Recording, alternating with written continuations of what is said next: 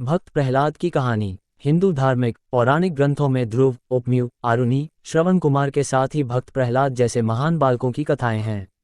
भक्त प्रहलाद हिरण्यकश्यप राक्षस का बेटा था।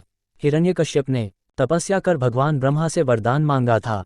भगवान से उसे यह वरदान मिला कि किसी भी अस्त्र शस्त्र से नहीं मारे जाओगे, न रात में, दिन में, न धरती में, न आकाश में। यह वरदान मिलने के बाद हिरण्यकश्यप को लगा कि वह अमर हो चुका है। उसने अपने छोटे भाई का बदला लेने के लिए देवताओं को परेशान किया।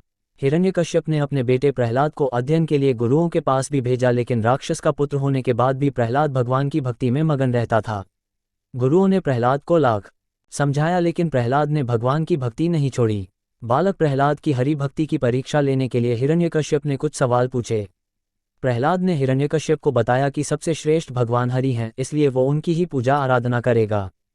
प्रहलाद ने हिरण्यकश्यप को हरि का ज्ञान करवाया, लेकिन वरदान के मद में चूर हिरण्यकश्यप ने अपने ही पुत्र को मारने की ठान ली।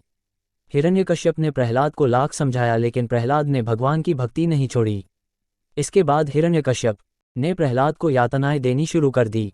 हिरण्यकश्यप ने अपने सेवकों को प्रहलाद को मारने का आदेश दे दिया। प्रहलाद पर तीर, भाले, अस्त्र शस्त्र से वार किए गए, लेकिन प्रहलाद के शरीर पर कोई असर नहीं पड़ा। हिरण्यकश्यप ने परेशान होकर प्रहलाद को हाथी के पांव के नीचे कुचलने का आदेश दिया, लेकिन हाथियों ने भी प्रहलाद को नहीं मारा। शेर, विष और हथियार का भी असर नहीं हुआ। हिरण्यकश्यप की बहन होलिका भी प्रहलाद को लेकर जलती चिता पर बैठी।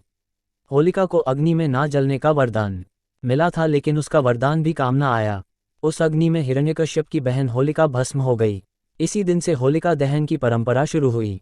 अब हिरण्यकश्यप ने प्रहलाद से कहा, मैं तुम्हारा वध करूंगा, देखता हूं कहाँ है तुम्हारा भगवान। इस पर प्रहलाद ने कहा कि हर कण में भगवान हैं। हिरण्यकश्यप ने प्रहलाद से पूछा कि खंभे में भी है। प्रहलाद ने कहा हाँ है। हिरण्यकश्यप ने गुस्से में खंभे पर लात मारी। तभी खंभे में से नरसिंह भगवान आकर हिरण्यकश्यप के सामने खड़े हो गए। उन्होंने हिरण्यकश्यप को अपनी गोद में रखा और नाखून से उसका शरीर चीर दिया।